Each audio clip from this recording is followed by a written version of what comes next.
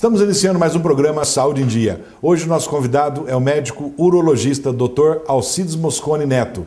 Dr. Alcides, ele é médico urologista, formado na Universidade de Brasília e também é chefe de disfunção sexual do Hospital do Homem em São Paulo, tendo seu consultório, sua clínica na cidade de Poços de Caldas. Dr. Alcides, é um prazer tê-lo aqui conosco.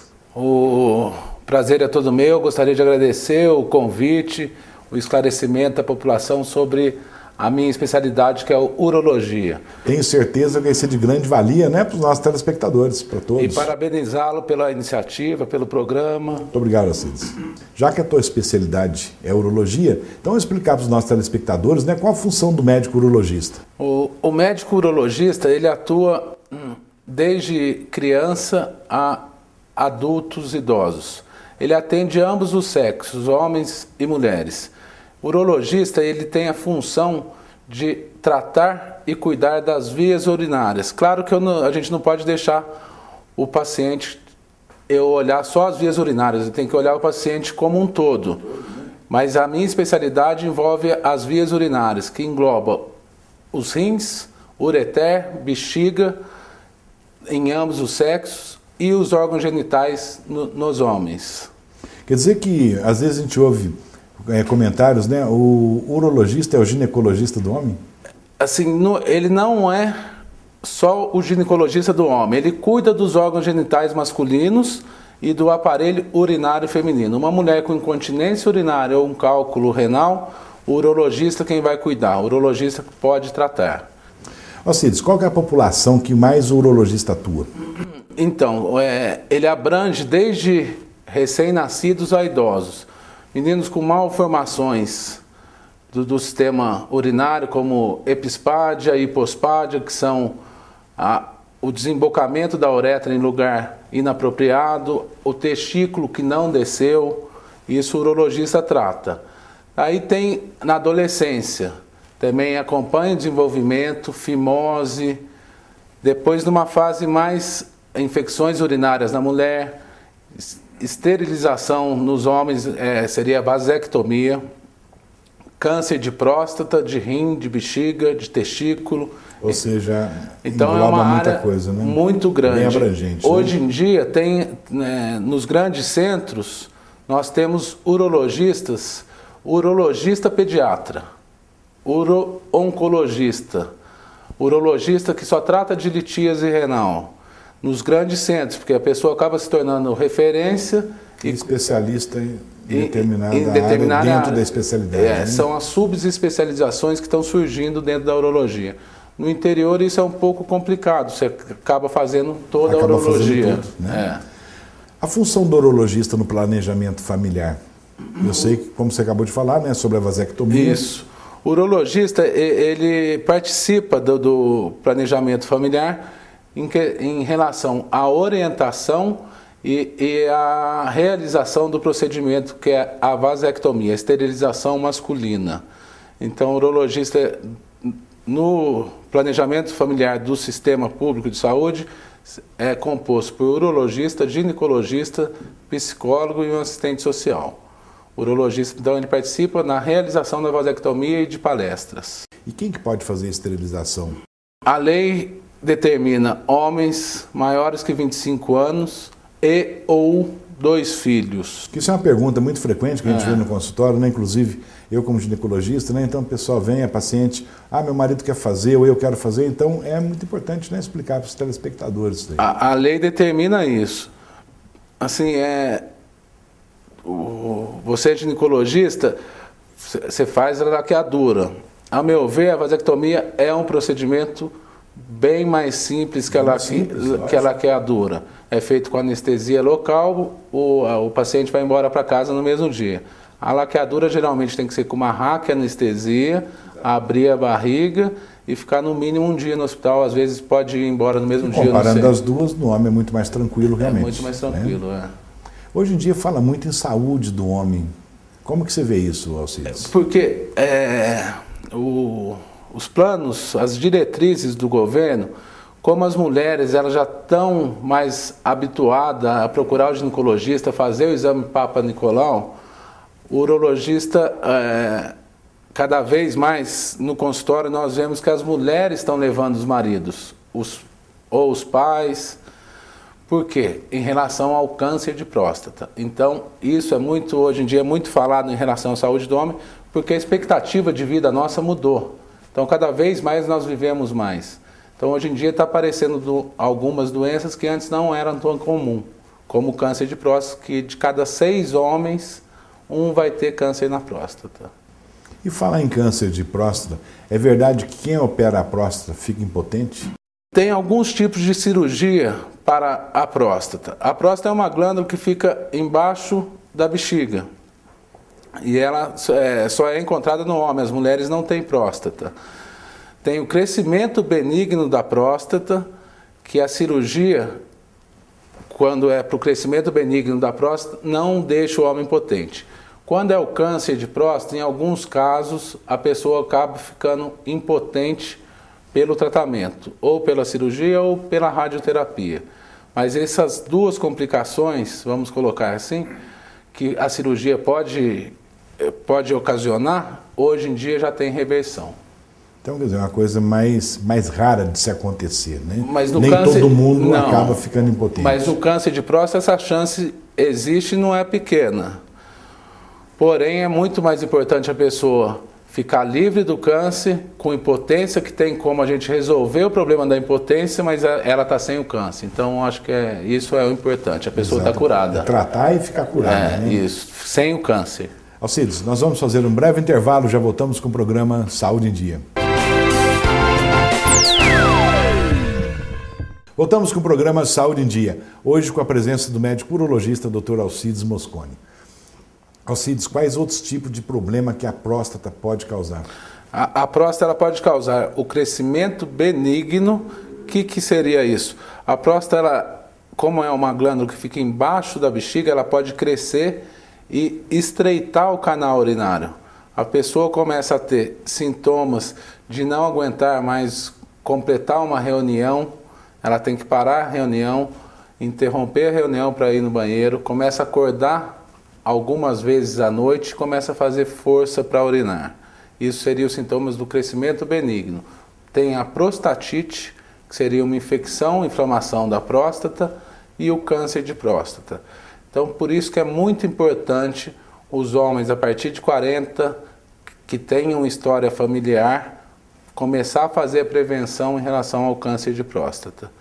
E quem não tem a partir dos 45 anos. Então tem que fazer a prevenção, todo mundo. É fundamental. E é muito mais tranquilo prevenir. Quando o diagnóstico é feito precocemente, mais de 70% dos casos são curados. Então a chance de cura é muito alta. Fala em cura, quais os tipos de tratamentos existentes para a próstata? Se for o crescimento benigno, você tem alguns remédios, que são os alfas bloqueadores. Para câncer de próstata, ou é cirurgia, radioterapia ou hormonioterapia. O crescimento benigno tem a cirurgia, chama RTU, ressecção transuretral. Essa cirurgia é feita sem corte, você realiza através da uretra, você consegue ressecar a próstata. Hoje tem já uma mais moderna, que é o laser de próstata. Ele vaporiza a próstata.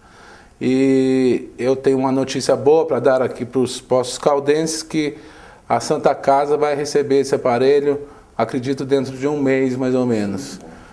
É o primeiro aparelho do estado de Minas. Isso é muito bom, importantíssimo, né? Tudo que venha contribuir para a saúde, para a melhoria da saúde é muito bom. Para o tratamento, fica menos tempo internado. Então é uma notícia de primeira mão aí que vai avançar muito a tecnologia, como o POS já vem acontecendo há alguns anos. Não é preciso mais sair de próstata para tratar muitas patologias. Agora há pouco você comentou, né, sobre a idade. Então, quando que se deve iniciar então, a prevenção do câncer de próstata? Do câncer de próstata. Pessoas que tiveram histórias na família, pai, avós ou tios, a partir dos 40 anos. Quem não teve ninguém na família a partir dos 45 anos. Essa é a recomendação da sociedade. Quais os exames que devem ser feitos para essa prevenção? São 2 exames principais para a prevenção do câncer de próstata. É o PSA, que é através de exame laboratorial, um exame de sangue, associado ao exame de toque retal. O exame de toque retal, cada vez mais as pessoas, os homens, estão aceitando fazer esse exame e estão se prevenindo cada vez mais. Porque, como eu falei, quando é descoberto no início, a chance de cura é muito alta. Tudo que é no começo é melhor. É, né? Exatamente. Alcides, na mulher nós sabemos que existe a menopausa. E no homem, existe a andropausa? Esse termo andropausa, ao contrário da menopausa, que todas as mulheres vão ter, a andropausa não é todos os homens que vai ter. O nome correto chama DAIM, que seria um declínio androgênico do envelhecimento masculino. Seria uma diminuição dos níveis de testosterona no homem. Isso começa a partir dos 40 anos e é gradual. Então não são todos os homens que vão apresentar esse declínio. Então não dá para comparar a menopausa com a andropausa. Nada uma coisa a ver com a outra, né? Deixa eu te perguntar, disfunção sexual, disfunção erétil, é o urologista que trata ou não? Isso, a disfunção sexual é o urologista que trata. Ela às vezes pode manifestar através de outras doenças. E tem duas principais, que é a hipertensão e diabetes, que levam ao grau de disfunção. Então, às vezes a pessoa começa com uma disfunção, vai procurar ou urologista ou cardiologista e daí descobre hipertensão, diabetes, alguma outra doença associada que pode levar à disfunção sexual. Então, mas é o urologista que trata a disfunção.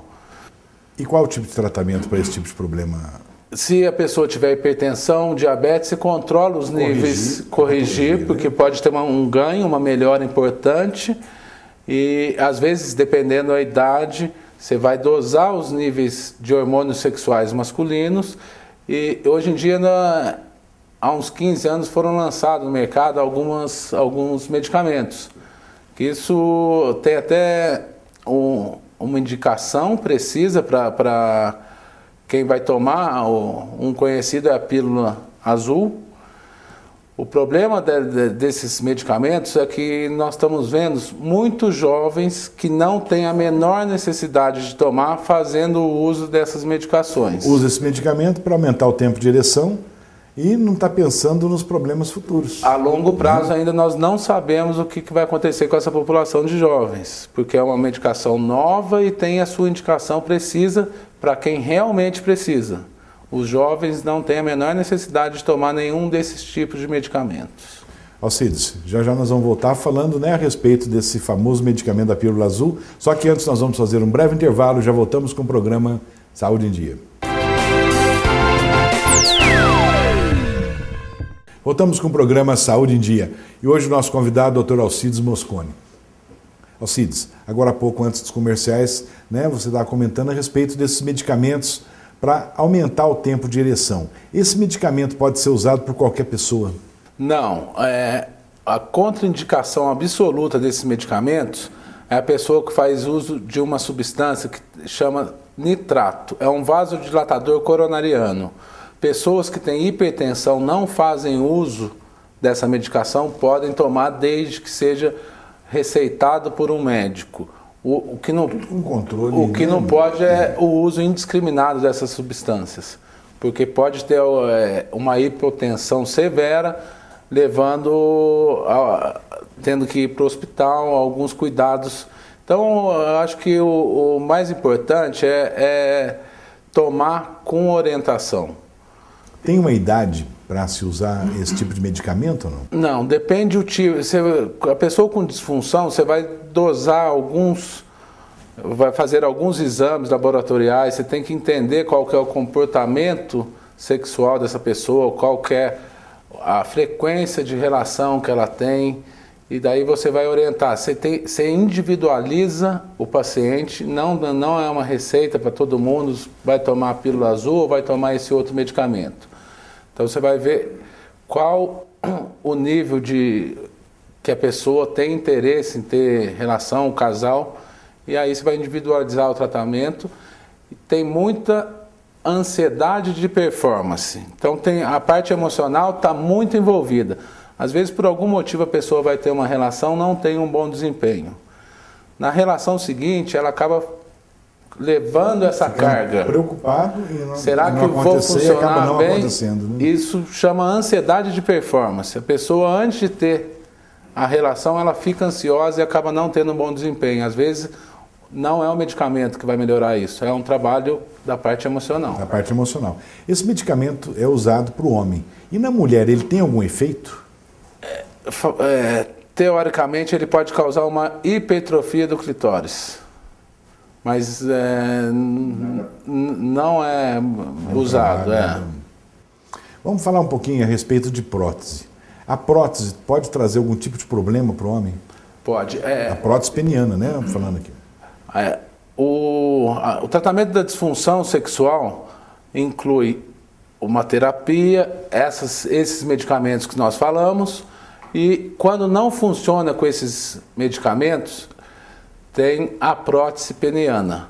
A prótese peniana, a função dela é dar uma sustentação, mas ela pode causar alguns problemas. Quando não é bem colocada, ela pode obstruir, pode ter uma rejeição da prótese, que é um corpo estranho. Então, tem a indicação precisa de quem vai usar a prótese, essa pessoa geralmente é que não funcionou com o medicamento, então, e daí vai para o próximo. Prótese. Essa prótese tem vários tamanhos ou é um tamanho só? Como é que é isso, Alcides? Geralmente ela tem medidas de diâmetro, que o que nós vemos no mercado é 9, 10 e 11 de diâmetro. E são duas hastes que você coloca, uma em cada corpo cavernoso. E tem vários modelos, tem a prótese semi-rígida, tem a prótese inflável, e isso diferencia muito o custo do material. Então a prótese não é para aumentar nem para engrossar o tamanho de pênis, e sim para dar uma sustentação para conseguir... Qual é a mais usada? A sustentação ou a inflável? A semi-rígida é a mais usada, que é fácil de colocar. A pessoa só vai ter restrição em usar uma sunga, por exemplo, que vai ficar com volume um pouco maior. Mas em termos assim de efeitos colaterais, digamos assim, para o organismo do homem, nenhum? Nenhum. Os efeitos colaterais seriam uma rejeição ou infecção da prótese, porque é um corpo estranho. Mas a pessoa acaba tendo uma vida sexual normal com a prótese peniana. Doutor Alcides, tem algumas perguntas, né, dos nossos telespectadores, e eu gostaria, se possível, pudesse respondê-las. Claro, com o maior prazer. Vamos chamar então a nossa repórter Érica Azevedo. Primeira pergunta, Jean. Dizem que o uso de anabolizantes deixa o homem impotente. Isso é verdade? O João Daniel, o uso de anabolizante, ele tem que ser prescrito e receitado pelo médico. Seria testosterona, durateston ou alguns anabolizantes de uso veterinário. O uso de anabolizante para ganho de massa muscular, ele vai ter esse benefício, mas ele tem uns 10 malefícios, como câncer de rim, câncer de fígado, problemas hepáticos. Ele pode levar à impotência sexual, sim, que vai ter uma alteração do sistema neuroimunoendócrino, e a testosterona que é produzida normalmente acaba não tendo uma produção, porque a pessoa está tomando durateston. Então há um curto-circuito nesse sistema, podendo levar assim à disfunção. Próxima pergunta. Doutor Alcides, eu gostaria de saber o que é pedras nos rins e quais os sintomas. Charles, pedra no rim tem um fator hereditário envolvido. Às vezes o pai ou a mãe tiveram, mas a principal causa é a baixa ingesta de água. E os sintomas, provavelmente você não teve. Quem tem uma vez, nunca esquece, novo, que é uma dor insuportável. Dá uma dor lombar que a pessoa acaba geralmente procurando um hospital. É uma dor insuportável. A pessoa às vezes rola no chão de dor. Próxima pergunta. Doutor, gostaria de saber por que na cirurgia de vasectomia é dado apenas 5 dias de dispensa médica. Eu tive companheiros meus que fez a cirurgia e numa ocorrência no trabalho acabou os pontos se abrindo e teve que retornar ao médico. Evanderson, depende como é feita a cirurgia. Às vezes a vasectomia, se for feita na sexta-feira, na segunda a pessoa pode voltar às atividades normais, dependendo do tipo de ocupação da pessoa. A bolsa escrotal é uma região muito sensível e tem a coxa. Se os pontos foram dados bilateral, uma em cada lado da bolsa, às vezes acaba tendo uma fricção na coxa e esses pontos podem acabar arrebentando. Então, assim, não tem uma regra, mas às vezes não é necessário 5 dias. Um final de semana seria suficiente. Cada caso é um caso, dependendo também da atividade profissional, né, de cada um. Próxima pergunta. Doutor, eu gostaria de saber se a infecção urinária poderia manifestar sem dor e sem ardência.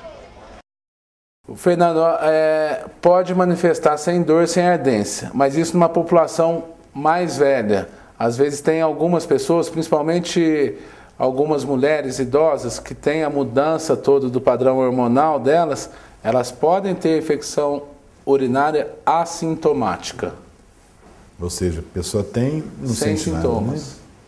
Próxima pergunta. Eu gostaria de saber se existe algum exame que possa substituir o exame de toque. Ô Sérgio, é muito importante fazer a prevenção do câncer de próstata. São 2 exames principais para a prevenção. É o PSA, que é um exame de sangue, e o toque retal. Isso tem que ser feito anualmente. Não tem outro exame que substitua o exame do toque. Próxima pergunta. A minha dúvida é, a cirurgia de câncer de próstata pode ser feita sem corte? Bom, doutor Luciano, hoje eu fico por aqui. Um abraço e até a próxima semana. Até a próxima semana, Érica, se Deus quiser. Paulo, a cirurgia de câncer de próstata, nós já tivemos alguns avanços. Antigamente era feita, a cirurgia chama-se prostatectomia radical e pode ser feita ou a cirurgia aberta, por videolaparoscopia, ou hoje em dia temos o robô, só em grandes centros, São Paulo, Rio e Brasília. Mas não tem como fazer a cirurgia de câncer de próstata sem corte. Doutor Alcides, chegamos então ao final do programa. Quero te agradecer a presença e tenho certeza que nossos telespectadores vão aproveitar muito. Eu que agradeço a oportunidade do esclarecimento à população e gostaria de parabenizá-lo pela iniciativa, que é um programa importante, levar mensagens com cada especialista diferentes para a população se prevenir e não sofrer com nenhum tipo de patologia. Sempre esclarecendo, né, a população. Isso. Alcides, muito obrigado. Chegamos então ao final de mais um programa Saúde em Dia. Fiquem com Deus e até a próxima semana.